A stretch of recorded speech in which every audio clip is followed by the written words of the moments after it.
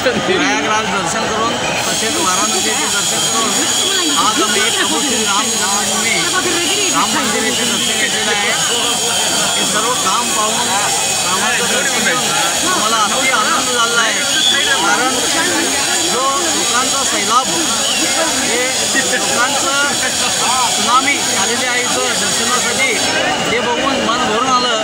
कारण आता हिंदुत्वाची एकता सुरू झालेली आहे।